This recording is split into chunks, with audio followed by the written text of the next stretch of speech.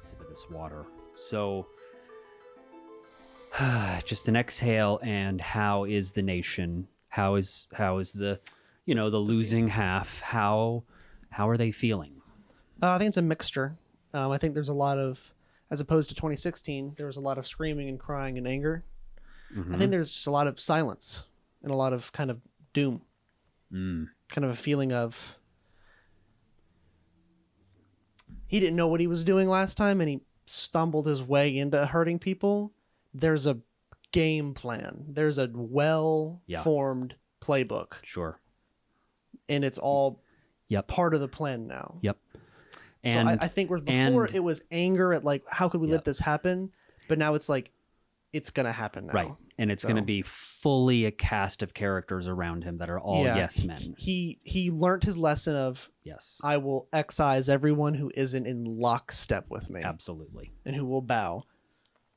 100%. And they will, I mean, Josh Hawley, for example, but I mean, just to roll back though. Okay. How are they feling? Because I haven't been anywhere. I have been in a cave. I think there's since the election. Honestly, just a lot of sadness. Is that the wrong word? It's the wrong word. I think it's gloom is the word you used. Doom. Sorry. Doom. Like dread. Wow. Apparently, suicide rates have gone up. There have been more some suicides. Really? In the last spike. Week. Yep. Across the nation. Particularly anybody in any marginalized group is feeling it extraordinarily heavily. Where now it's like again, like it was, instead of being kind of widespread hate, it's targeted, effective hate. Like a transgender illegal immigrant is probably feeling the heat right now. Yeah. Anyone who's not straight and white is feeling the heat. Okay. All right. So I think it's most of it, and then people who are most of the nation feels that.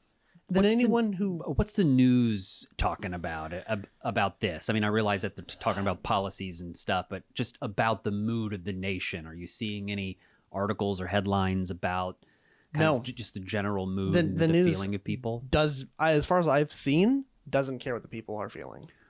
Yeah. So for the politically educated, I'll lump the news into that. Yes. There's a bit of a war going on, or beginnings of a war within the Democrat Party. Okay. Of how did we get here and how do we get out of it? To put it very mildly. The news is talking about that. All infighting of, this is why, this is why, this is why. Who to blame? They're too busy trying to figure out what's wrong. Yes. And the rest of the nation is fear. Okay. So I think fear is a good emotion. I think a lot of people are feeling fear. So I think the best thing we can do for today, if we have done nothing else by the end of this episode, the show, is that we have talked to that fear that people are feeling right now about this. Because half of the nation, by the way, a majority of the nation, by popular vote, elected, this is what they want. Donald Trump. Yep. And if we are true Americans, if we are George Washington, Thomas Jefferson Americans, if this was if the election was fair, I mean, like, assuming it's okay, fair. So that means that they played the game better. They played the modern game, and they played their classic fear game that they have been playing for a long, long time, to play on fears. But they played it in a masterful way, and they had a huge cast of proxy narcissists that I'll talk about a little later in the episode. But I think if we speak to the fear that people have felt, because I've felt it. Like, I went to bed that night on election night, and like, I already knew he won. I knew he had won when I saw what was going down in the beginning in Wisconsin. When they called I know Florida long wasn't a before they swing called state. it. Long before they called. No, Wisconsin. yeah. But when Florida, they were like, it was one of the first states they called. I was like, oh, that's a bad sign. Yeah. They're so quick to give Florida. Not that Florida would be like a swing state, Mm-hmm. but they were like, oh, Wow, he's winning by that West much. Virginia and Florida are called. I was like, oh, that's not good news. Yeah, That's sure. not a good sign. So that's when I turned it all So- off. That's when I knew we won.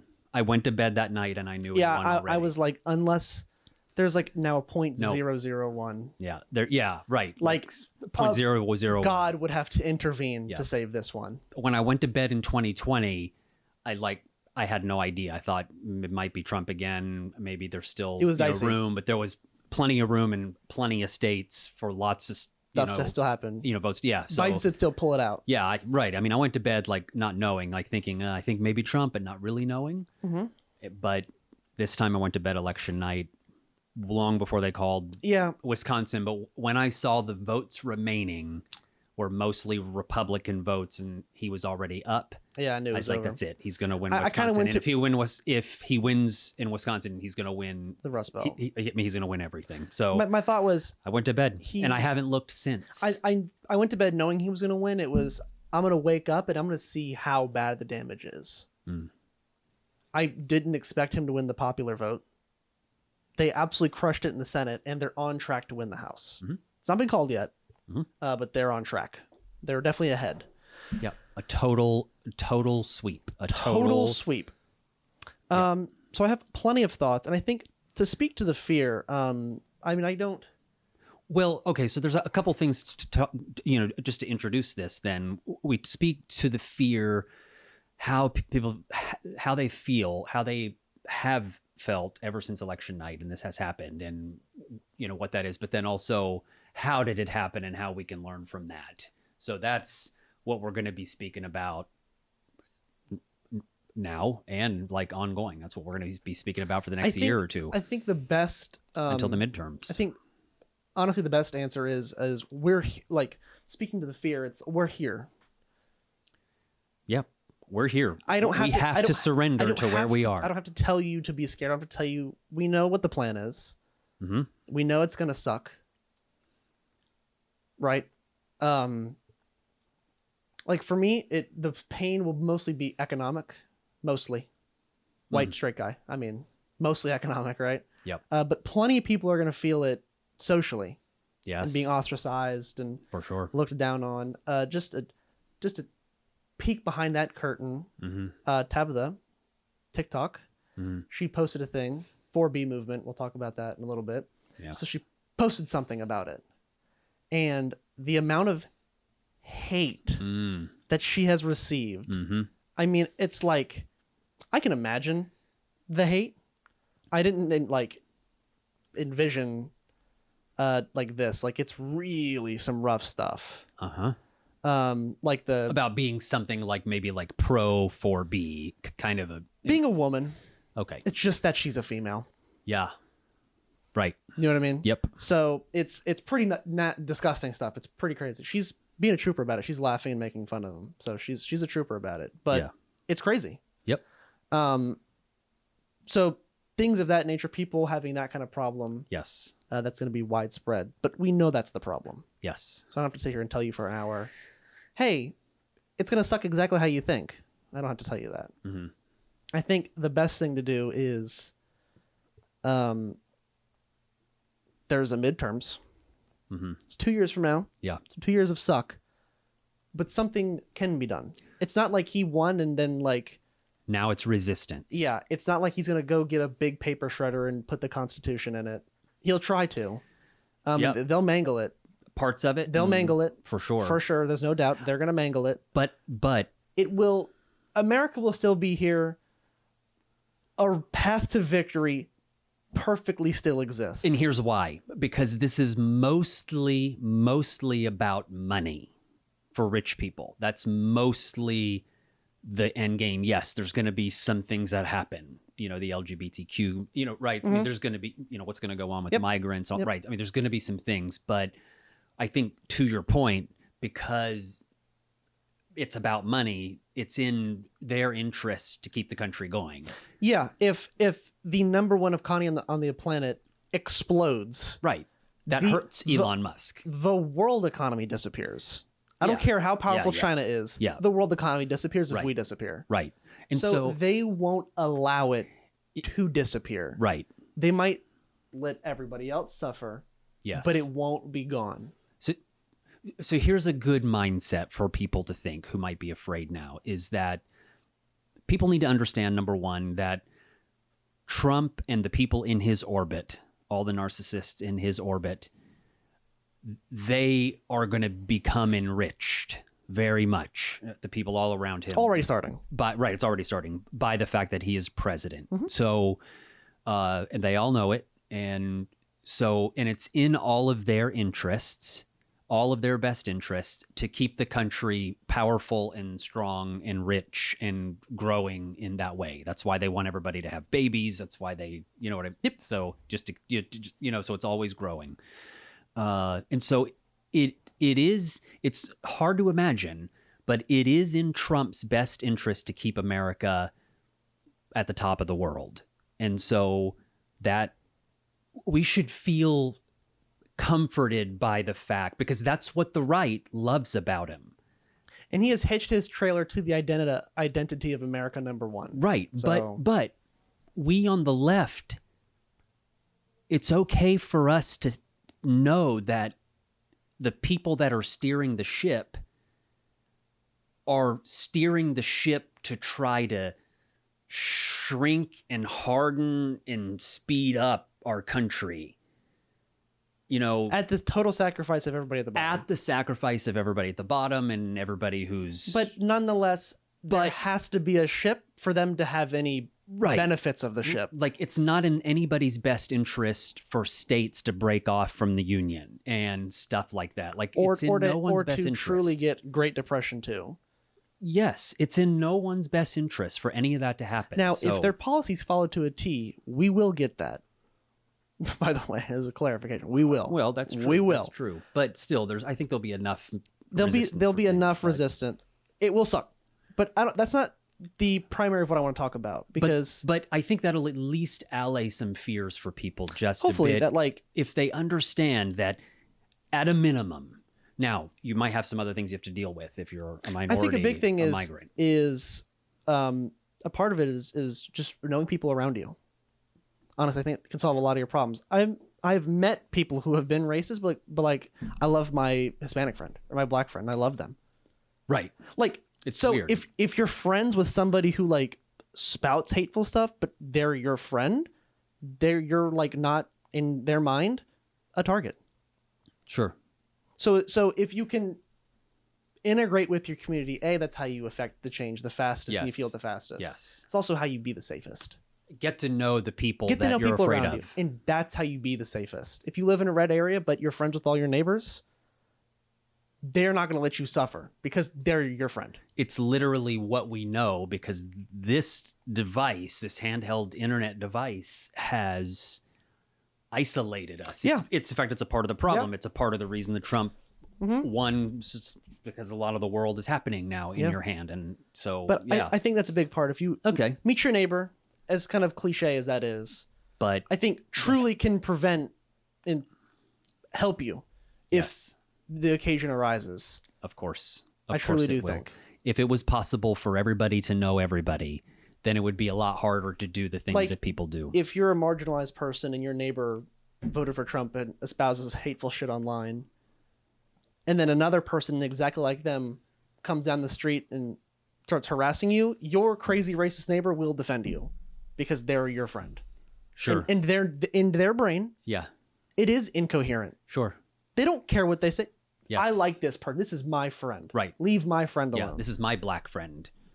This is my Hispanic Even if it's friend. weird and it's racist and their mind's all messed, they will step up for you. Yeah. In a weird, even if it doesn't make any sense. Yes. I promise you, it's true. Or, okay, I'll word it another way, a little more extreme than what you're describing. If Iran invades Texas. Yeah. Like, it's beneficial to know your neighbor with a gun. Like, then your neighbor will bring you in to their home, no And matter feed what, you, no matter what clothe you are. give you a bed if you know them. Yeah. No matter, even if you don't, if you're an American and whoever is invading is not, they will take you in. That you know what I mean? In the extremes, it can wash away. I think because we're thinking in such extreme terms, because people are thinking like, are we now allied with Russia, which means we're also allied with Iran and now North Korea, because now they have troops too. So does that mean that we're part of some new axis of power with Russia and Iran and North Korea? What? Potentially. But right. So, but what does that mean, globally? Are we going to be out of NATO and like all this stuff? I think a lot of the fear of any laws being passed to discriminate against a person, I really think if you know your neighbor in a very serious way, if it gets bad, they will help you. Of course. Absolutely. This is true. I like the thought. It's true. It is. If some bring it back local thing, your power goes out and there's like a terror attack in your city, your neighbor will help you. Yes. No matter they will. What differences you have. You knock on the door and you're like, oh my goodness, I didn't get paid till next week. I have no food. Do you have anything they will bring you in their house. That's why.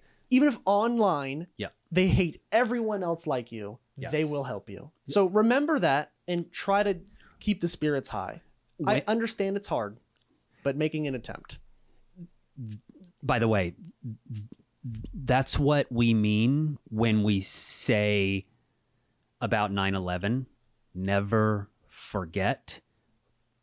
Never forget how unified and together we were when that happened. That's what never forget means. People think like I'm supposed to remember 9/11. Like never forget that I hate brown people. Like it's hard to forget 9/11. We've all remembered. Like it's hard. I mean, it's on the calendar damn near. And so, anyway, so there's that spirit of unity that's there anytime that we're going through adversity. And I think that's the thing that people also need to remember as well, is kind of just, again, to help with the fear. I think it's a great point. I think it's a great point.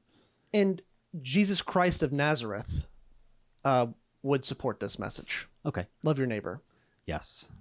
Yes. So if you want to be like Christ-like, if you want to be more Christ-like than the Christians that you know, love thy neighbor. Love thy neighbor. So, but I think a big way to help is a lot of people will feel doomed because like, oh, it's over. This is it. There's been a lot of that talk. Yes. I think what helps me, at least for sure, I'm sure a lot of people out there, is like, what's next? Like, if it was terrible now, but I told you for sure that we're going to win 340 electoral votes next election, would you feel as horrible as you might feel now? Mm-mm. Like, if I told you we were guaranteed, like I can see into the future, we will win everything. House, Senate, popular vote. Yeah. We win everything. I can promise you in 2028, we will do that. Would you feel as terrified? Maybe not quite as much. I'm sure you'd still feel terrified. Yeah. I mean, I feel like we'll get a do-over. But you can know in your heart, like, if I can get there, I'm good. Well, that's what I did the first Trump term. And so I think we've already done this before. It's just... I think it's different now. Oh, no, exactly. I mean, just like you said, I mean, they have a plan. It's totally different now. But again, that's going to be mostly to their enrichment, with except for maybe migrants are really going to feel it. And obviously the abortion thing. So this is what we're going to do. So I want to talk about how we move forward. What is the plan? What went wrong? And how do we fix it? Right? As people who vote for Democrats, how do we fix it? Yep. So just to touch, Kamala got smacked. The Democrats got smacked. Yeah. Illinois was 8.6 for Harris. Yes. Not even a safe state. Yes. Minnesota, where Tim Walz is from, was 0.43. The whole nation shifted right. Yeah. I don't think, to comfort everyone, I don't think it was the nation all of a sudden became conservatives. I think there was a lot of not turnout for the Democrats. I think. And I think there was a lot of anger, disgust, resentment, and apathy towards the National Democrat Party. Because a lot of Democrats won in the swing states where Kamala got trounced. Yeah. right? Yeah. But Democrats still won. Yeah. And I think it's specifically because the National Democrat Party is utterly failing. Yeah. I'm of not course. pulling any punches. Yep. No, of course. Completely failing. Yeah, of course. I think that's easy to say. Easy to say. Yep. So there's been a lot of talk of what went wrong. So I'll give you a few lists, right? And I want you to brew as I say it. Yep. Biden needs to drop out sooner. He can't stay in the race that long. He can't do that. Yep. That Valid. I don't think it's the reason that she didn't win. And I don't even know if him dropping out would have meant a win for anyone, but it would have helped. Yes, I agree. It would have helped. Yep. I think if Leaving her with 100 days isn't a good idea. right. Also, I think if there could have been a primary and let the voters pick, or like a redo of a primary, It might have helped. Yeah, Could have helped. So Biden needs to get the hell out of the way. Yep. That was. Yep. That was. The other one is That was a problem. Kamala is a woman of color. Yes. I also don't think that's the reason she lost. Oh, okay, but I don't think it helped. worth mentioning. I don't think it helped. No, I don't. I'm sure it didn't help. I don't want to be the guy we elected Obama. Racism doesn't exist. I'm not being that guy. Yeah. But like, if being black or not white loses you an election, Obama would have never won. Sure. So it didn't help her, and I'm sure it hurt. But it's not like, oh, if she was white, she would have won. No. Joe Biden would have done worse than her. Okay. All right. So I want to point that also isn't true. Another thing that I've seen, which is real stupid, is this is somehow the left's fault. Okay. I don't as confused as you are, I am too. I don't know who that is. I don't know who the left is. The left's fault. I'm not sure who that is. Okay. Yeah. I don't. I wouldn't know how to. And this is some interpret like big people saying this. that. Yeah. I don't even know. Like how to people interpret in Washington that. Okay. are making this claim. I am currently unaware of who the left is and how they're hurting. Okay. I think Kamala objectively ran to the right of Joe Biden. Mm-hmm. I didn't hear her talk about education. The only time she talked about healthcare was 13 hours for the election, and she did the Medicare covers At home. at home. Mm-hmm. That's it. She objectively moved right on immigration. Uh-huh. Lethal military fighting force. Mm-hmm. I didn't know if it was 2024 or 2000. Mm-hmm. 2004. I don't know. Sure. Am I voting for Bush or am I voting for Kamala? Right. She didn't mention any transgender issues or any things like that. When directly asked on a safe network, she just said, we'll follow the law. About transgender issues and things like that. She said, we'll follow the law. So she couldn't even voice support for it. She ran to the right of Biden. Mm-hmm. That's pretty clear. Okay. I like that assessment. That's pretty clear. She ran to the right of Biden. Whether she personally is, I don't know her. Sure. But on policy, On what policy- they put out there. She went to the right of Biden. Okay. For sure. She was to the right of Biden. So I can't say it was the left. Because she didn't come out like, I'm going to make owning a home illegal. She didn't say shit like that. Like, I wonder if here's what I think they might mean when they say the left. So there are some people on the left, kind of way left, who make a lot of noise. That makes maybe, but it makes for good clips. It makes the rounds. You know, maybe that's what they're talking about. Or, you know, people that are woke, people that put their, you know, the weirdest versions of things. I think still to blame the left is ridiculous. I'm like, you guys didn't even run a campaign. It's a ridiculous generalization. You ignored the left sure. on your campaign. They did nothing with Gaza, didn't let a Palestinian speaker at the DNC. They ignored the left. And they lost. And then they're going to blame the left. Yeah. Even though you already ignored the left. Yes. Ignorant. Yes. Truly ignorant. I think I know what happened. Okay? Because I am smarter than every political consultant that the DNC pays. We'll just... I'm keeping that in. I'm comfortable saying that. Okay. Okay? All right. This loss is unacceptable. Okay. I get it. Hillary No, won the is. popular vote. At least. Yes. Okay? Yes. Biden won it by a lot. Yeah. And then Kamala, whatever they were doing with her campaign, wow. Get new people. Fire everyone.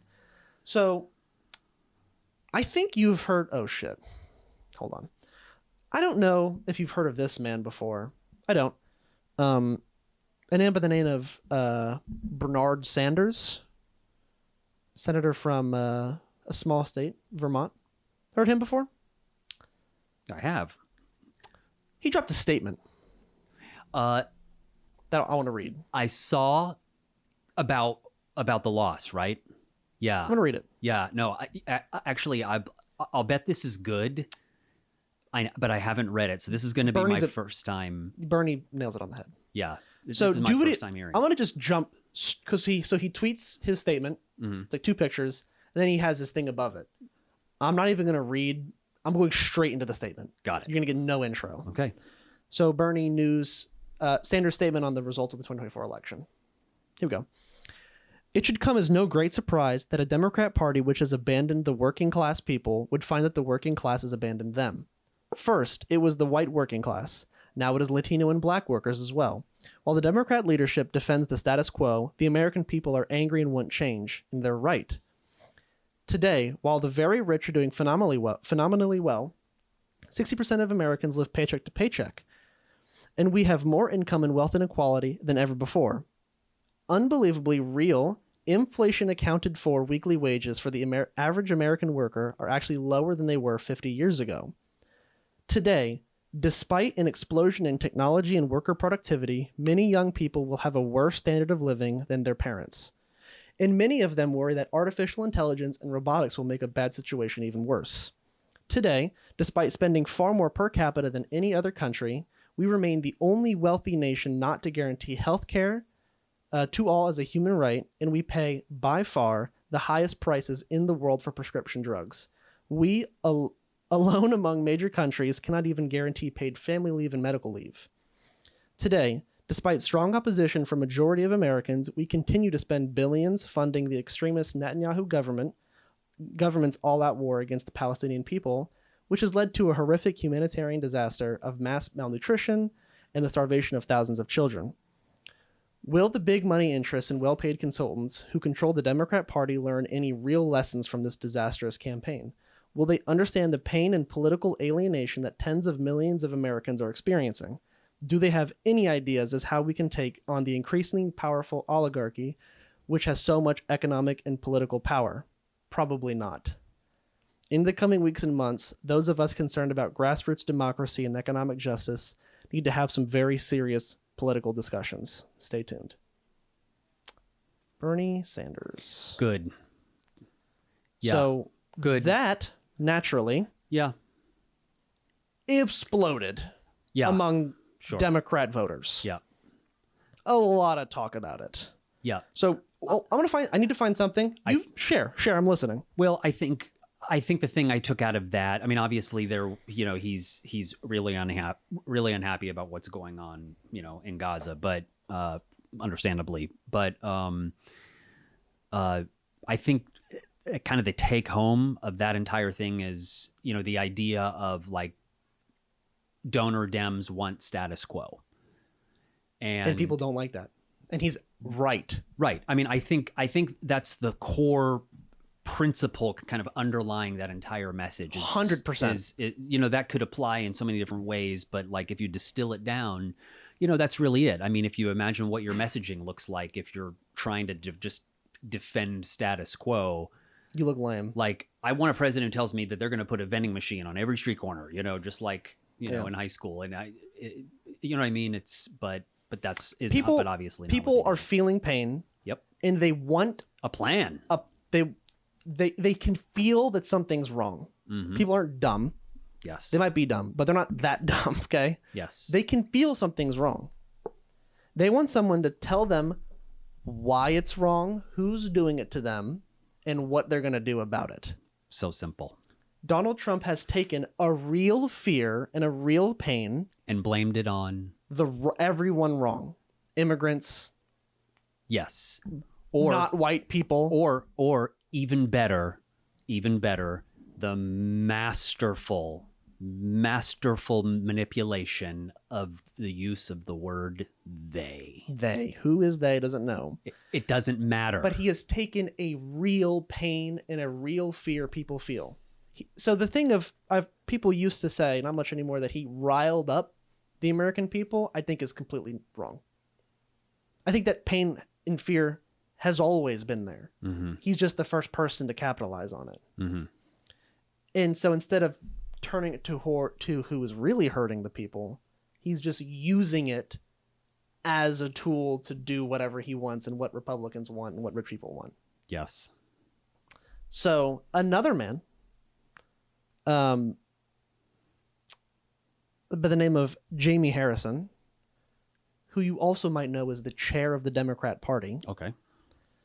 This fucking moron tweets out this. In reply to Bernard Sanders. Oh, no. This is straight up BS. What? Biden was the most pro-worker president of my lifetime. Saved union pensions, created millions of good-paying jobs, and even marched in a picket line.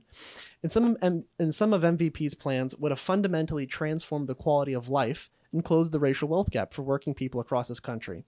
From the child tax credits to $25,000 for a down payment for a house to Medicare covering the cost of senior health care in their homes. There are a lot of post-election takes, and this ain't a good one. What's your response to that? I mean, it sounds like it. Like okay, he's right about everything he said about Biden, right? I know why we lost. Okay. This guy. Okay. I'm just putting my finger at him, Yeah. clearly. That guy and people like him. True. He spoke truth. Sure. I don't care. Just Well, like what? just like a majority of Americans don't care. Okay. Well, yeah. It isn't, because policy isn't what gets people elected. Definitely not anymore. Yeah. Kamala definitely had better policy. Yeah. Right, objectively. Trump has terrible policy, Okay. but that doesn't matter to people. Sure. Yeah. He doesn't Right. really have much in the way of No. policy. And this is leading into a larger point, right? Sure, but Biden did have a pro-worker presidency. The bar is buried 3 feet under the floor. So not real hard To do better. Like if a president comes in and doesn't shoot one worker in the face every day, they're the most pro-labor president in the history of the country since FDR. So not a challenge. Sure. So great, Biden, you did the bare minimum. This does not resonate. Got it. I see your point. You're saying that, People yeah, there's been a want- few highlights, but Sure. but What's the story? yeah, where's the drama? Where's the in bigger that? picture? Where's the narrative? What's wrong? Yeah, right. See, here, okay, can I interject? This is a show. I think that Democrats are pretty darn good at governing, at like, the governance, the process of administering government, right? I think they're better at it. I think they're better than Republicans. Like, I think they think in terms of like especially Obama, how do we make a change, like a little at a time, and you got to gain here and there, and if you just gave Democrats control of the country for like 50 years, we would just like steadily improve. Exactly. It wouldn't be revolutionary. It wouldn't be any big change. But it would just like every year would tick 1% better for everyone, just kind of steadily. Yeah, exactly. I mean, we would move in the direction of a modern world, like an all electric world, and maybe everybody gets college for free and everybody gets to eat for free and all kinds of good stuff, and everybody's rich at the same time. You know what I mean? Mm-hmm. So, but well, anyway, keep on with your thought. I don't want to interrupt. No, you're good. So I think this touches on a larger issue with the Democrat Party. So just like everyone's been pointing out, they were defending the status quo. Everyone is identifying this as what they were doing. They're defending the status quo. They're defending the institutions. They're defending big government. They're defending these things. Yeah. So even if Democrats are right to defend these things, that doesn't matter. Yep. If it mattered, she would have won on a landslide. It doesn't matter. If it was right, Hillary would have won. Right? I think So I'll touch on, or I'll talk about exactly what I texted you about, how something has become clear to me, right? So I've had this thought brewing in my head since we started this, and I didn't have an answer because there was an election coming up, and I couldn't answer it until the election happened, and it answered my question. Okay. Interesting. Yep. The rest of the planet also answered it for me, but the U.S., number one baby, we answered the question. Okay. I don't care about France. Fake country. This is a real country. So there are two ways of going about politics in the modern world. Neoliberalism or populism. There's two ways to go about running for elections, running a campaign, governing, speaking to the people, fixing things. There's two ways to go about it. Can you just roughly define those things just to help me understand? Yeah, neoliberalism, really, you just think of all the Democrat nominees since 2000. Okay. They're all pretty similar. What, like Obama, Hillary, Kamala, Biden, all pretty much different faces, kind of the same thing though. Okay. All pretty exactly the same. Status quo, we're going to help things get a little bit better, free trade, like all exact same messaging. Like incremental trade. Here's what we did. Here's what we did. Look at our Here's our policy. Here's our record. Look how smart our policy is. Look at our record. Like here's this infrastructure bill we passed. Bush, we got it done. McCain, and they did. Romney also are that. Sure. It's not just Democrats. Yeah. Mitt Romney is the same, just Republican version. McCain, just Republican version. Bush, just a Republican version. All the same. Okay. Just different.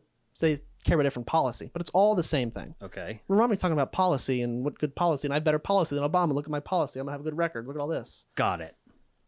Then in 2016, there's a change. Donald J. Trump did not run a liberal campaign. He ran a populist campaign. Got it. And he won. Can I ask a question? Sure. Bernie had a famous run against Hillary. Also a populist campaign. Okay, I was going to ask you, would his also qualify as 100%, a populist? Absolutely populist. Even though Trump's was a conservative populist and Bernie's was a liberal populist. Yes. The campaign. A socialist. I cannot go that far. Ish. To an American, sure. Yeah. In an actual sense, no. Okay, got it. To an American, he's Karl Marx, but it'd be called socialism in America. Yes. Okay, but anyway, a populist left, Bernie Sanders, populist right. I'll argue that populist right isn't a thing, but the campaign was run as a populist campaign. Okay. I'll argue that a Republican cannot be a populist by virtue of what they do and their values and stuff. Got it. Yeah. At the end I'm a populist, but I'm also going to cut taxes for rich people. Right. How can you be populist? Doesn't really make a whole lot of sense. Yeah, you're not helping the populace. They run the campaign that way. Okay. COVID was a hiccup. It was an accident. COVID wasn't a part of the plan. Sure. Trump was probably going to win had COVID not happened. It's my take.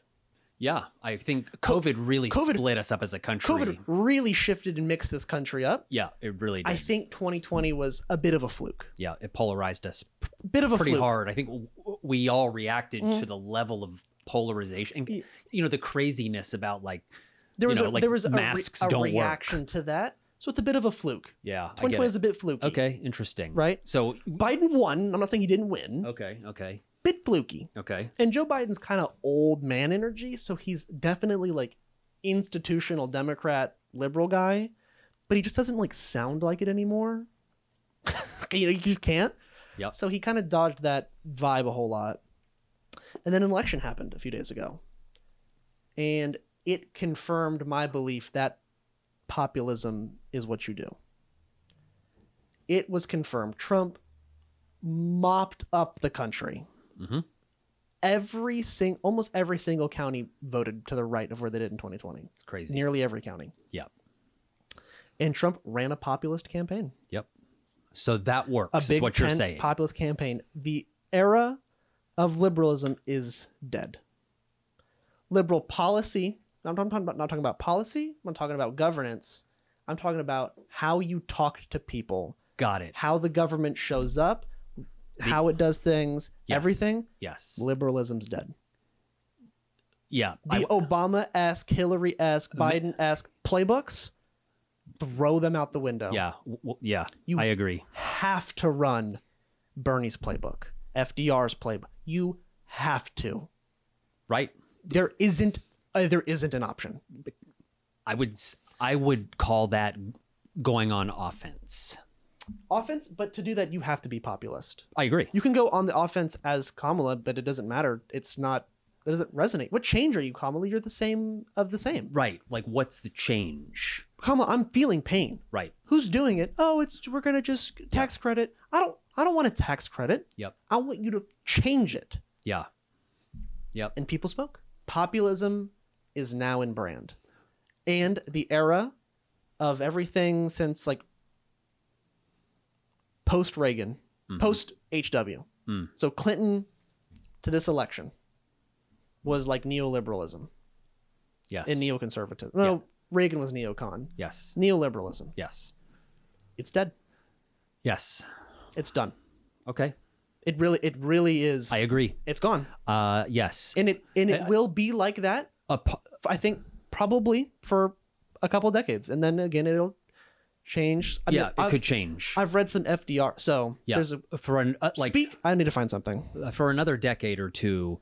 It's gonna be, I think it's gonna be like this, and but not to mention, the other kind of really important aspect of all of this is, boy, did TikTok and Twitter and the world that lives in that space, and there's a lot of people of all ages that are consuming either one or both of those things, and both of those things are so heavily right.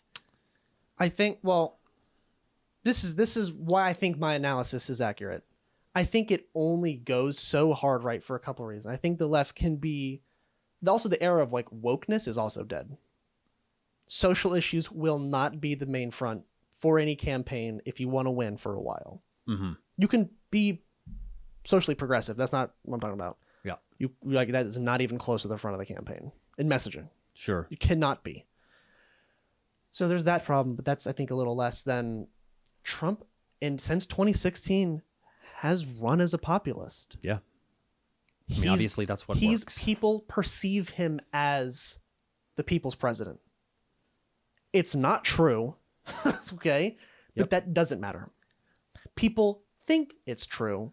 And because they think it's true, it is true. Yep. That's all that matters. There you go. It doesn't matter if it's real or not. It's true. Because if great point. Policy in record meant anything, Trump would have lost it handedly. Right. But people think he's the people's president, and that is reality. Just because they think it. Despite such offensive... Doesn't matter. He's the people's president. Right. But isn't it crazy that if he were even just like a halfway nice guy, he would have probably won by more. Yeah. Yeah. Like, you know what I mean? Like, like if he didn't offend everybody. I think people perceive Hollywood as like some mysterious institution, and they perceive Democrats as the institution. So when he's dunking on Democrats, he's directly fighting the institution, despite having the wealthiest man in the world backing him. It doesn't matter. It doesn't matter. Yeah. They think he's the people's president, and that's the world we live in. So there's a thing where I've heard Democrats talk about, oh, we need to push back against this or that. I'm like, no. The American people are going to do what they do. You cannot just alter how 100+ million people think. They think he's the people's president. Mm-hmm. And the people spoke. And it doesn't matter how educated you are, how good your policy is, how good your theory. It doesn't matter. How well you'll govern. If the populace just think you're the people's president, they'll just vote you in. It doesn't matter. You could have the best policy on the planet, but come off like Hillary or Kamala, just the most institutional person, you'll lose. Doesn't matter. So I think that's the massive takeaway. Okay. And I think that's a part of why online has shifted so hard right, because it's popular. Like, this is alternate media now, right? And it's like, oh, well, we're different than mainstream, and Trump's dunking on the mainstream, so we're with the guy who's dunking on the mainstream. Why wouldn't you? Yep. Bernie grabbed a hold of the internet in 2016 and 2020. Did he not? He grabbed a big hold of the internet. Yep. So that proves the point again of, if you run, it can be done. Of course it can. The internet could. I think there'll be there's a problem of messaging to men. That's a different problem. Yes. But getting a hold of the internet is not an impossible task. It's not over. Rogan voted for Bernie. Yeah. Right. Right? Yeah. He was a huge Bernie guy. Yeah. Because he was populist. I think it all ends up tying in. All of the points are correct. The internet did affect this election more than ever before. Clearly. But that's because it's all ties right back in. It enhances the populist kind of thing because everything can go viral to a level that it has never enhanced it before. Exactly. FDR took advantage of the radio, and that enhanced his populism to another level for his time. Right? Mm-hmm. The Kennedy won on TV. Right? In the debates. That won him the election. Trump took a hold of the internet in a way that hasn't been done before. Yes. Yep. Instead of it being accidental, it was intentional.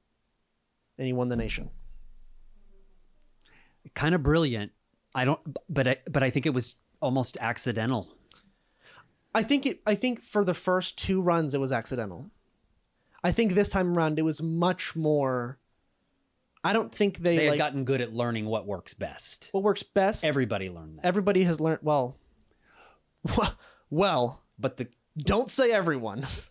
I just think that he's got people coattails that are so huge. who have learned their lesson, and they're using the internet. I really think that is. I think that's what we've come to. So another thing I'm talking about, populism, is people have rightly been mentioning FDR kind of a lot. Of like, cool. Well, like I tweeted out, I was like, how much does it cost to resurrect FDR? What's the price? How much do I need to steal? What do I have to do? I'll sell whatever I have to. Yes. I'll do whatever. So in all of this and kind of showing if we up on had to my feed, reincarnate him in your body, which means that you would then be deceased, you had to donate yourself, would you be okay with the sacrifice of that? You wouldn't be able to see? I have a child, so no child. I would FDR. I'm talking to you, buddy. Let's do this thing. No, like FDR will come back and he will be the president of the country and he will fix everything for everybody. Holy shit, that's heavy. But the sacrifice is... I don't know. That's a big question. Maybe I'll just be FDR.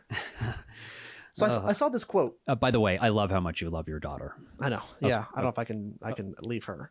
That's hilarious. I saw this quote. A great answer, Dad. Yes. By FDR, 1936. This is either right before or right after his second, October 31st, right before his election, his second election. He's in Madison Square Garden, and he says this. So I just want you to tell me who you think this sounds like. Okay. Government by organized money is just as dangerous as government by organized mob. Never before in all our history have these forces been so united against one candidate as they stand today. They are unanimous in their hatred for me, and I welcome their hatred. It's kind of Trump-like, in a sense. Way cleaner. Right. But it's Trump-like. I see. Okay. Yep. Because he's a populist. Right. I've found all this evidence to reinforce this narrative. Like, I keep stumbling into, Sure. Oh shit, that sounds... Sure. No Democrat would say this. Not at all. Mm-hmm. Trump would. Sure. Bernie would. Populist. FDR was such a good populist that the rich people of the country wanted to kill him. Called the business plot. They were ready to overthrow the federal government in 1933 and kill FDR. There was a plan to assassinate FDR. Wow. Have you heard about this before? I think so. The business plot. He was going to be assassinated because the New Deal. Basically, because the New Deal. The moneyed interests. And The difference between FDR, like Bernie, but not quite to the same level, probably because FDR is taller. He's a Roosevelt. He's a Roosevelt also. He told the rich people to go to hell and kick rocks. Yeah. And then he won 4 elections. Yeah. In landslides. Landslides. He won, I saw it, he won the, after Washington, the highest percentage of the Electoral College vote in history. Mm. He didn't get, there's 531 at the time. Mm-hmm. He lost 7 electoral votes. Out of 531. No one has replicated that. Yes. I think Monroe had a crazy victory as well. That's like equal or pretty much equal. Mm. But yeah, but 7 out of 500. Much earlier. Yeah. Okay. So we know that works is what you're getting at. That's my point. Yes. You can do it. You can tell the rich to kick rocks. I think the rich are way more powerful nowadays than they were before. Before, if you were rich and powerful, you owned like a magazine or a newspaper, which only had so much reach. Right. Now you can like own Twitter and Facebook and YouTube. You know what I mean? You can own global newspapers, if you will. Mm-hmm. The modern newspaper, Twitter, you can own it globally. So they're way more powerful than they've ever been. But you can tell them to kick rocks. It can be done. If you got the stones for it. Yes. If you got the stones for it, it can be done. The question is, who will? Who is going to step up, and will the neo? I mean, if you call them neoliberals, right? Neolibs, liberals, whatever. Like if I mean, I don't know. I mean, I almost imagine it now as kind of like the traditional democratic approach. But it's because we've been doing it for 25 years now or more. Yeah, and it's right, and so it's like it feels like that's like kind of people feel like if it would have worked, we wouldn't be feeling the pain we feel right now economically. Well, I would argue that the timer for a populist to win started in 2008. Oh yeah, with the Great Recession. Yeah, the Great Recession. I would say the timer started. Yeah, that's when Obama wouldn't have lost. I'm not saying that. Well, he was hope and change. So he was he feigned populism. Well, he was so eloquent with it. Just so charismatic. Yeah, for sure. Right. Yeah. I don't think he was a true populist. Just a generational speaker. But his core message was hope and change. Hope and change. But that's vague. Too vague to be true populist. Well, kind of. I don't know. I mean, that's a part of the nature of Bernie says rich people want you to die and suffer. So. Yeah. Right. So okay. He definitely like tapped into that slightly. But he didn't like hope and change people the way they wanted hope and change. He just fixed it to put it right back to where it was before, kind of, for the most part. So I'd say the timer for a populist winning started in 2008. Okay, yeah. I would argue the timer started in 2008. I think that's a fair assessment. People like, whoa. Like for the first time, like a real economic stress hit the country. Yeah. Had Trump ran instead of Romney since like the 70s against Obama, maybe America would have been ready. Had the 2016 Trump campaign run in 2012, maybe. I don't know. Maybe not. Maybe not. I mean, Hillary was so unliked. So, yeah, maybe not because Obama was still. Yeah, he's still pretty popular. But I think the timer started in 2008. Okay. All right. I love it. And it was only. It makes perfect sense. One day it would have happened, and it could have been either party. Could have been Bernie. Democrats could have done it. Did you read this somewhere? What? What you're explaining to me right now? No, this is kind of all my consensus. It's a pretty good analysis. Thank you. One thing that I think really highlights a lot of the issue is, you've heard of Pod Save America? Pod Save America? Mm-hmm. You've heard of them? Very pro-Democrat podcast. Is, I don't know if it's all four, but Obama staffers. To this podcast. Okay. Connections with Obama and stuff like that. And the way they spoke about this, it became so clear of like, oh, that's the problem. So they were talking about how kind of agreeing with me, not nearly as much, but hinting at like maybe populism is what we need to do, and clearly something's wrong and people aren't feeling our change and stuff, right? Some people were saying that the Obama playbook is dead and we can't use it. I agree with that. Yeah. You cannot use the Obama because it was Obama. That's why his playbook felt so effective. Right. It was Barack Obama. Right. Right.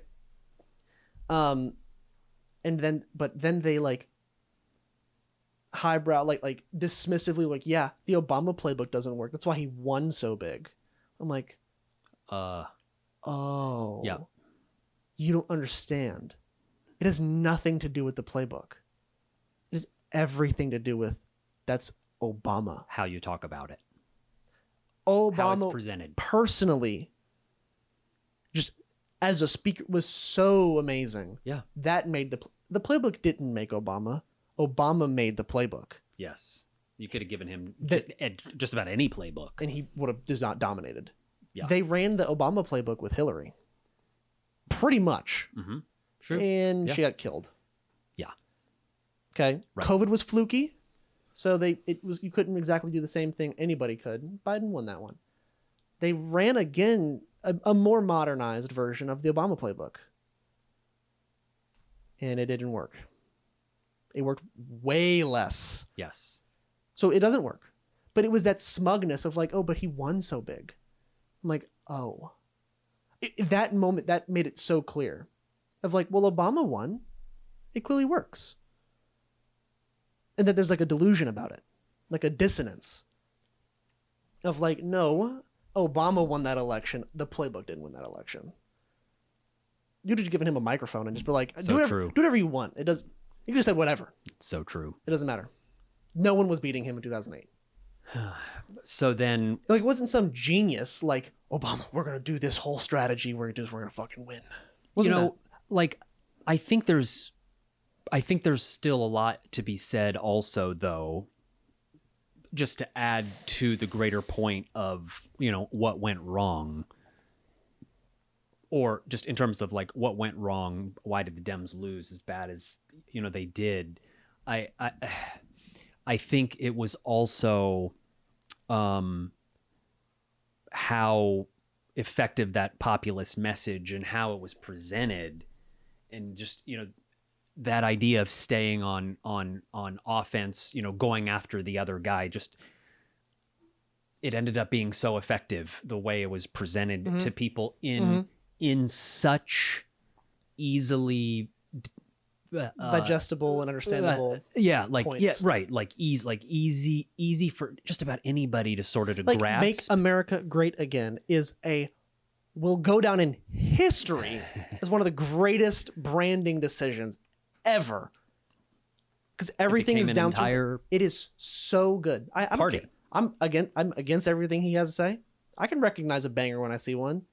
It's a fucking banger. It is. It's a banger. The messaging and the way that it went out there was so effective. Obviously, ended up influencing so many people, or enough people.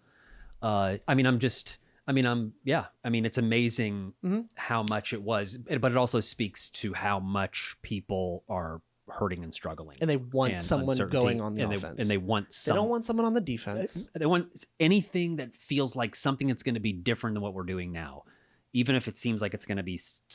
Even if it sucks, I don't care if Elon Musk is going to make another $1 trillion. I don't care. Like, as long as it helps me. Yeah. And it must have felt to people like that messaging was working. Well, right? Clearly. Right. Clearly. Right. Clearly. So obviously there was a little less than half of us who understands it in greater depth, and but not everybody does. Again, obviously, and so again, because of messaging. But they did such a great job. I think there's so much that Democrats can learn from how to speak to people from Trump and from Bernie. I'm worried that lesson won't be learned. There's a lot of people banging the drums of we need to learn our lesson. Populism is in. Got it. I think it's clear as day. So if you ask me, I don't think it's like you need some special. I asked Tabitha. This is my litmus test. I asked her about Barack Hussein Obama. Yes. The fourth. Yes. I was like, most popular president in your lifetime. What do you know about him? What does he believe? What does he think? And multiple elections have happened with him being very prevalent. So it's not like he's disappeared into, like Clinton. Bill Clinton disappeared for my generation, right? Yes. I'm like, what does he think? What does he care about? What does he feel? Just I have no idea. Just I have nothing. Like not even a guess. Just, no. What does you ever heard of Bernie Sanders? Like, oh yeah, I know that guy. He's like the old guy with like the kind of weird hair or whatever, right? I'm like, yeah. Like, what does he think? He's like, well, I know you want to do something about giving everyone health care and giving everyone education or something like that. And I'm like, she doesn't consume politics. She's the prime example of someone who's not in that world. Yeah, but... And just gets things on accident. Right. And she knows more about a 2-time presidential nominee failure, senator out of Vermont, yes, than Barack Obama. Yes. Yeah, right. Really interesting point, actually. I could probably ask her, what does Biden think? And she'd have no clue. Oh, yeah, probably. But she knows exactly what Bernie thinks. Yeah, but why can't we beat the drum? Why can't we beat the drum so loudly? As much as it sucks, I think it's how much Obama won by is still infecting a lot of people's minds. Oh, I think, okay. I think it's a part of it because I've seen a lot of people who are connected to that world say... Here's where I disagree then, but go ahead. I think it's a part of it. I don't think it's all of it. Mm-hmm. Well, explain your question bigger. Maybe... Well, Like, why can't we bang the drums and be on offense and be populist? Why can't we bang the drums that populism, some version of populism, needs to be conceived by the Democratic Party at this point? Like, we all need to get on the same page. Let's all... Okay, I know. Yeah. I mean, let's get Bernie at the table. Let's get AOC at the table. I'm understanding your question. I have a different answer. That's not my answer. Oh, okay. I think there's a small portion of people who think the Obama victory was like, well, clearly this works. Okay. But it's not... Yeah. That's not the main answer. Okay, yeah. Who cares about them? I mean, honestly. I mean, I think you have to leave them in the dust. Yeah, we have to leave them behind. I think, really, I do think this, at least this feels true to me, is Republicans are willing to at least stand up enough to business to be allowed to talk the way they do about business. Right? Because, like, objectively, the Trump tariffs hurt business. Right. Sure. But the Republican Party and Trump... And increase inflation, by the way. Obviously. This is provable. Yes. But the Republican Party and Trump has the stones to say it and not be scared. Now, he will not fight business like a Democrat would, but he's got the stones to do it. Mm-hmm. Democrats don't. I think they're way too scared to like spook business or scare the money or whatever. You know what I mean? I guess. Because Bernie went up there in 2020, everybody started adopting his policies. And then when he isn't on the scene, everything he said has been abandoned. All right. Well, okay. So here's our message to the donors, though. That's what that's what I really think is that Republicans will at least attempt to their messaging, at least. Yes. Will stand up to business. Democrats won't do anything. Yeah. Well, right. I mean, obviously they're going to have to make a shift. Yeah. Bernie will, AOC will, but that's not the Democrat Party. What if it is the Democratic Party now? If it is, we're going to... What if it became the Democratic Party on November 5th and it's just a matter of... time for it the dust to somebody settle. Hasn't... to rise to the occasion. Proclaimed it. That there's an open throne. Yes. Effectively. 100%. Who's going to sit down in the seat? Sure. Yeah. That's the way I'm in my head. Yeah. I mean, who's going to sit down in the seat? I mean, there's already some people that are in, the chairs, jockeying for position next to, AOC. But who is the head of populist Democrats? Yeah. There isn't an answer. No, there's not. I've thought about this. I'm like, I don't know who would. Okay. Well, so anyway, so obviously there's going to need to be somebody who wins a primary a couple years from now. People are dick riding Gavin Newsom. I will leave the country if they nominate Gavin Newsom. Yeah, I feel like I can't think of a worse pick. I can't. Right. I can't. I think it's. I can't. Right. I mean, I just think it's It's like a polished version of the same old thing again. Do not want that. Yeah, I think that we are going to be okay. I don't think that Newsom's going to... I think if we can I say we, and I mean, of course, only me and you, and all the other people who agree with this. There's a good portion. There's people. These people need to get together. I agree.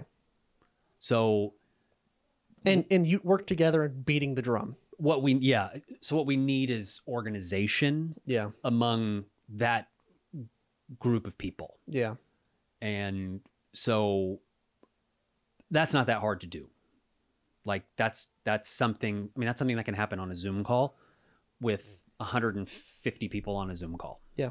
You know what I mean? Mm-hmm. And so, I mean, that's it. That's what needs to happen. That's like the first step. That should happen like next week. Like, yeah, identify who are the top 100 minds who think like this. And we need to get everybody together in a room and have a conversation. Yeah. Or split it up. And we just need to start to speak to each other and see what's up. Mm-hmm. And you know what I mean? Otherwise, it's just going to be Twitter discourse, which there's so much noise, you can't hear any conversations on Twitter. And the Republicans are objectively united in messaging. They're all separate, but they are beating correct the same one big drum. Correct. The left is all beating their own little baby drum. Correct. Depending on their audience size. Whatever the populist Democratic coalition is. Populist Democratic coalition. I think the PDC. Yeah, the PDC. I think la Bernie, FDR.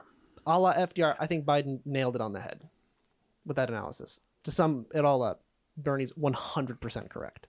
Yeah, he's right. He's right. He's known it. And I think anyone who would like, but I think it's hard because it's hard to use Bernie's messaging because the right is so effective at using the S word and scaring the hell out of everybody with the S word. Yeah. And so I think a part of what the populist Democratic coalition would have to hash out is how do we create key messaging that doesn't sound socialist? Counterpoint. You cannot in the United States. I don't know if it's possible. Okay. I think the only way you dodge that is if you like ramp up the nationalism. Yes. And wave the flag a little more. Yes. I think can shield you from it. They're gonna say it. Yes. The answer is just stand there.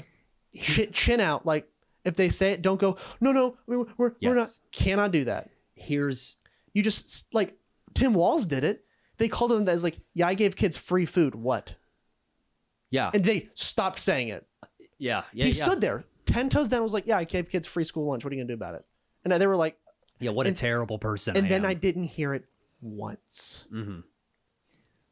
Yeah. The moment you bend, that's your new resting position from the right. So you have to stand firm. Stay on offense about it. If they get you to tip a little bit, this hit hard. This is new baseline. This was baseline. Now this is. And if you bend a little more, yeah, you can't tip. This is baseline. No, you got to stay firm on message. And I will argue that a lot of they don't have a spine. The right. Ultimately. I think it's a lot of bark. I don't think there's a lot of spine. So I mean, we called them weird for like 2 days. Mm-hmm. And they couldn't shut up. No one said, there was literally no other discussion from the right other than, we're not weird. You're weird. Look at your hair color. They're so fragile. Mm-hmm. So it might look scary or feel scary. It's not. You just call them weird and they fold instantly. Yeah, that's all that it took. And then if they call you weird back, like, yeah, I'm weird because I don't want people to die. Yeah, I'm real weird. So what if I disagree with your analysis of that you cannot have messaging and not have the right go after you using the S word? Actually, socialism. I just don't think it's avoidable. Well, right. I mean, obviously they'll default to that. Anything that feels like that they default. That's my point. Right. They called Kamala a communist. Right. And like a lot of people Trump called her a communist. Right. Okay. But all right. So I'm going to give you the Trump version. What if Donald Trump were Democrat? Let's play a game for a second. Okay. All right. What if Donald Trump had been a Democrat? Yep. Right now. Okay. Mm-hmm. he would not be saying, in the richest country in the world, it should be a right for us all to have health care. Yeah. No. He would be saying that there are children dying in the streets because no one will care for them. And hit that over and over and over and over until people are now visualizing that people like themselves that are undergoing horrific things right in your town. It's happening. It's happening in Aurora. There are women and babies that are dying because they don't have health care, horrific deaths. And, you know, they look for examples of a few of the worst things they can find. And they're out there. There's some stories out there. But they put the worst stuff that they can find on display. Beat the drum every day. And bring them up on stage. This, you know, man lost his wife because she doesn't have health care and all this stuff. And so... It's so fun. I'm sitting here like, that's such good messaging. It's so good. So... my opinion is that we literally ripped that page directly out of the Trump playbook and plug and play our own words. Right. Now that can be the beginning of something of a new playbook. You got it. But it starts right there. Instead of identifying people the way the Democrats have been doing, and they say, you know, the language that they use is so kind of uppity language and so sort of, I don't know, like intellectual kind of sounding. You can't use educated language. And it's right. It's you like have to talk like you plain. barely passed high school. You have to. Waltz was better at that. I think it's a part of the reason that they picked him. And he's so popular. He does a good job. But he got worse throughout the campaign. The more he got coached on what to say and how to say it, the worse he got. Yeah, he was a superstar. All the clips before he was nominated as VP were great. Every clip after it was like, I mean, he had a few good one-liners, but where's all the great Waltz stuff? Like, even like pre-DNC, he was like a lethal weapon. He was but when he went through the, you know, the Democratic messaging polishing machine, and then was spit out the other end. I was like, it's so like bland. God. It's so bland and banal and doesn't speak to anybody. Yep. Women are dying in the streets in Memphis, Tennessee, children, in Scranton. Yeah. You know what I mean? Like, pick another Democratic thing and whatever else. Okay, I got another one. How about college for everybody? Which I don't actually 100% agree with that idea, but let's just use that as an example. Mm-hmm. China and Russia are so much smarter than us now. They are going to beat us. They're going to have a stronger military than us. They're going to have all the money and all the oil and all the power, and they are going to be #1 country in the world unless we get smarter in our country. That would work so well. You see the difference in messaging? Yeah. Pick another thing. Well, you did healthcare and education. Those are the two big ones. I don't know. You do like wages or something, pay, stuff like that. Yeah. Oh, well, I mean, that one's kind of easy. I mean, that one's like the easiest one of all. Okay. Right? What do you got? So, yeah, you know, these rich 80-year-olds that are out there now, they could buy a house for $5,000 in 1950, and it costs $800,000, you know, to buy a house now. It's easy to talk about the minimum wage. And so people cannot even feed their kids and pay a rent and pay a car payment. They can't even do that on wages. It's poverty wages in America. So it's not far off of the messaging that's already out there now. I like beating the American dream drum too. So, like, okay, well, yeah, you could go there too with it. Like the American dream is have your car, have your house. Where is it? Send your kids to college. You should be able to do all of that. Who took it from you? Who took it from you? The billionaires did. They did. They took Who took it from you? They did. The Republicans did, because they enriched the top. Yeah. They took your money from you. They took your money from you. Right out of your pocket when you weren't looking. They took your money from you. So good. They are over And and over over and over. over. They took your money from you. It's so good. It's so good. They took your money from you. It's so good. Yeah. To me, we start with, we already know what we believe, but how do we explain to people in modern messaging Yeah. how urgent it is? Yeah. Obama cannot get up there and orate his way through this anymore. It doesn't work in a TikTok world. No. It does not work out in the world. No more. It doesn't work in a TikTok world. I mean, if you give me another Obama that comes along that but also has modern messaging, then okay, maybe you don't have to be quite so Holy extreme. smokes, that would be crazy. Yeah, it'd be crazy. Populist Obama? Good God. That's just to sweep the nation. Yeah. And it's easy. I mean, That's swing state West Virginia right there. I mean, I could start, with the, yes, right? Swing state West Virginia and Oklahoma. Of course. Swing states. Of course. I mean, Bernie would be doing it if he were on a campaign trail right now. He would be Beating that drum. like actively doing it. But even like I would go even beyond it and go to the Trump playbook, go to the Republican playbook, which is constantly stay on messaging even after the election and all the way through. Yep. And it stays. That's what you were explaining to me earlier. I think there's a thought of Democrats are like instantly obsessed with, okay, let's do pure governance now that we won. No. You have to fight to stay in power constantly. Because the elections will go on forever. You have to fight to stay in power constantly. Constantly. You have to constantly control. They did this with the immigration. narrative. They were beating that drum good with Biden and then instantly stopped. Like, what the world did we do? We had won the immigration thing pretty much. Yes. And then we won and they were like, all right, cool. Don't ever say a word about it again. Yes. Don't fucking say anything about it. But I think that's the lesson to take home from today. The messaging of the 2010s and 2000s and the 2010s is dead. Yes. The ways which information From is Clinton's delivered to first people term is dead. To this election, messaging, that rhetoric is dead. 100% dead. Populism is the way of the world now.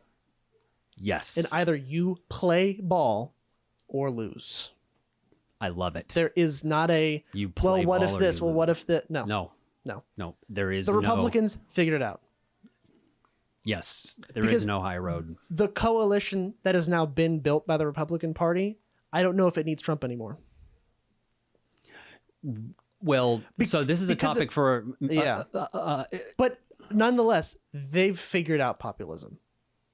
Right. It's just. Nonetheless, Right. Who's going to step in and. they'll do the pick Trump the thing. most effective person. Right. But nonetheless, they figured it out.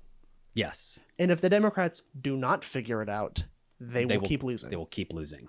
And I mean, like, the mandate of the people will make them lose. Yeah. Like they'll keep losing The way this election was lost. like big. Yeah, it'll just keep going until the Democrats learn. But the. I think truth, the lesson has been learned, or is the discussion is way stronger this time than in 2016. Mm-hmm. There's real talk about like, okay, change needs to happen. Whereas before it felt like a fluke. Hillary won the popular vote. Yes. It was a fluke. Yes. It wasn't a fluke this time. The people spoke. And either you listen or you lose. Yes. There is not a third option.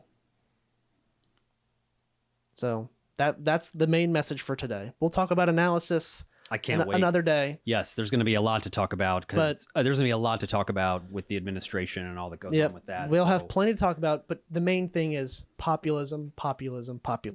How do we bring it back? Beat that drum every second of every day. Has that become your new mission? 100%. 100%. It's the only way to I'm win. a warrior with you. Only way to win, only way to go forward. It's populism. There's nothing else. Take it to the bank. Take it to the bank. See you next week.